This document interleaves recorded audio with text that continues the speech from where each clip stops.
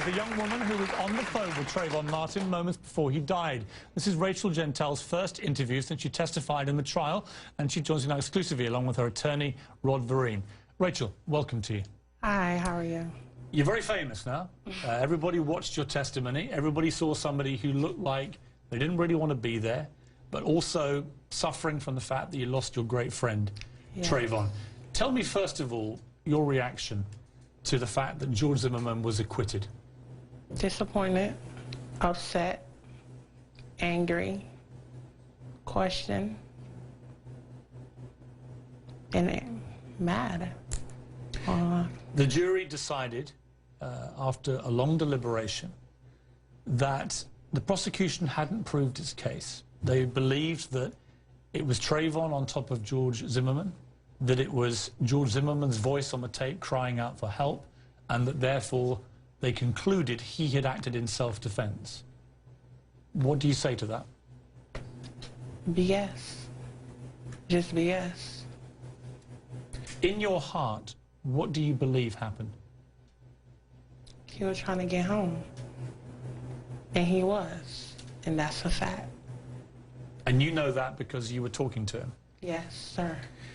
One thing we didn't get in this trial, Rachel, was a real sense of what Trayvon Martin was really like. Nobody knew him better than you. How often would you talk to Trayvon? All day. All day long? Yeah, all day. You were telling me earlier you had phone records that were produced where it was literally all day. Yeah, they showed me phone records. I had to say, wow. All day long? You're on your Bluetooth? Bluetooth. Just talking to Trayvon? I have 3 Bluetooth, so trust me, I'll never wait out of time. What kind of guy was he? He was a calm, chill, loving person. Loves his family, definitely his mother. And a good friend. What would you talk about? Really, what we're going to be in life, how life's going to happen, what's going on currently around that time. And mind you, around that time, it was both of our birthday had passed. So we were talking about what happened and that. He was a good friend to you? A Yes. kind friend? Yes. Was he ever aggressive? No. Did you ever see him aggressive? No.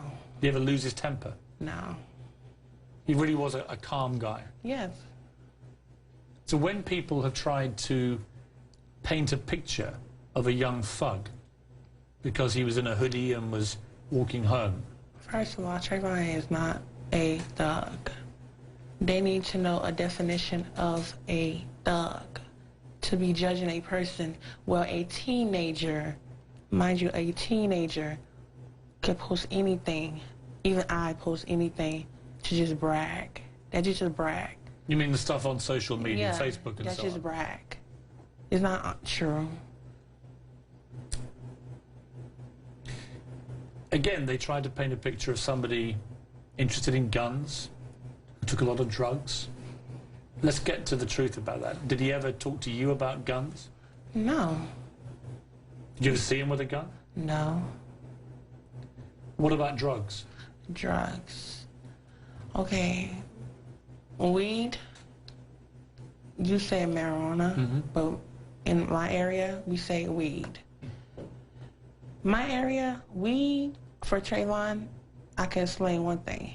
We don't make him go crazy. It just make him go hungry. But he did. Like, that's the best thing I could say. He make him hungry. Did he take a lot of weed? No.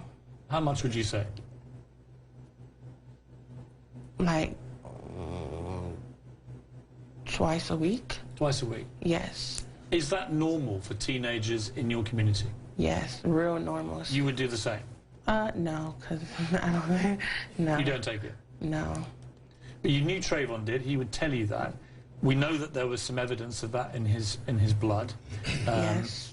What the defense again tried to paint a picture of was somebody who, because of the drug use, that would make him more violent. No. That, like I said, that's BS. That's just their opinions. That's the problem in this case.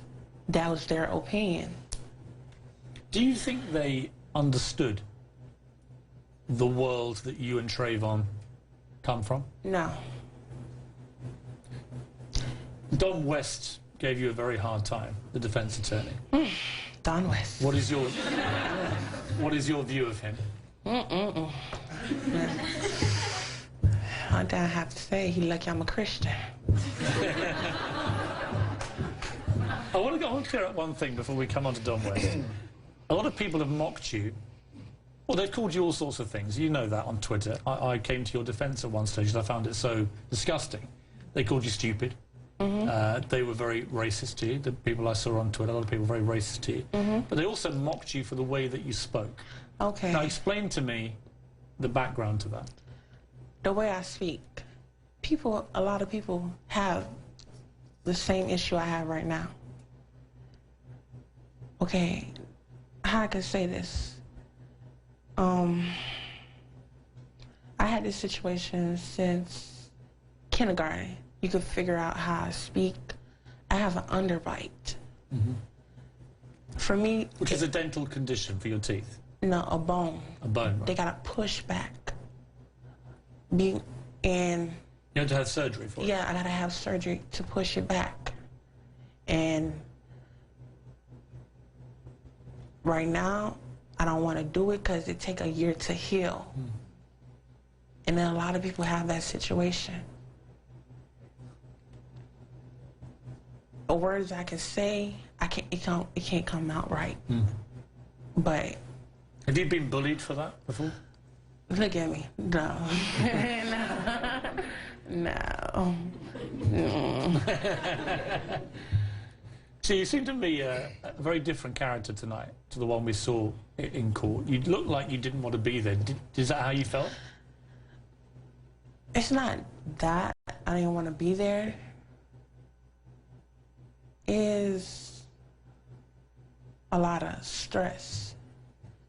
I was dealing with a lot of stress for 16 months, I think.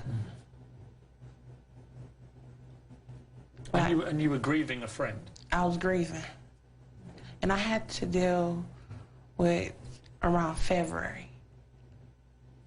My birthday, his birthday, now a death. My mother's birthday, his mother's birthday, a lot of birthdays up in there. So death creeped me out. I don't do death at all. I even told my parents, I'm not going to their funeral. I'm not doing none of that. I don't like funerals. For those who just don't know, what effect did it have on you, Trayvon's death? Particularly the shocking fact that you were the last person he was talking to. It's shock. It's just shock. You just, like, wow. You can't believe. Like, you can't believe what just happened. You were just a minute on the phone with the person. And he sounded normal. And then a situation happened. And then I'm finding out 2 days later he dead. And then I had to be by a friend telling me, oh, do you know he died at 7:17? And I had to look at my phone. And my phone say 7:16. And people got the nerve to tell me, oh, why I ain't come to that funeral. I didn't put Trayvon at that funeral. I didn't put Trayvon in that casket. That's what people need to understand.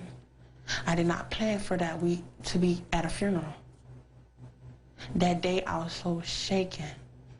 Like, wow, this is really happening? He really dead? Do you miss him?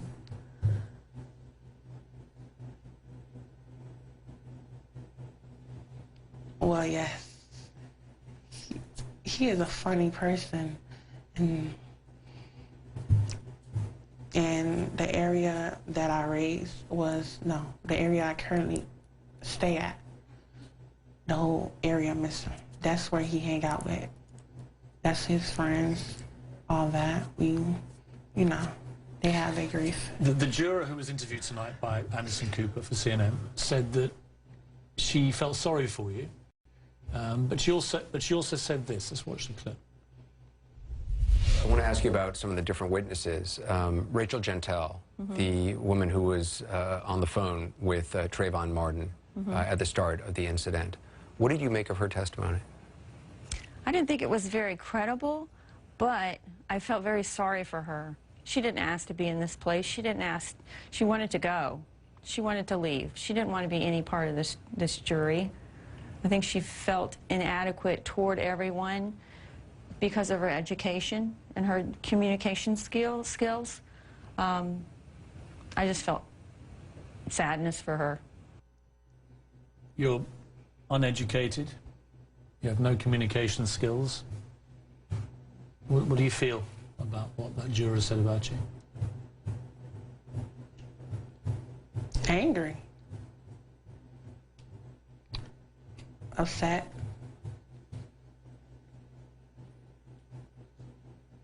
And then the closing, when the state closed, and they trying to explain what kind of person I am, and you can see the kind of person I am.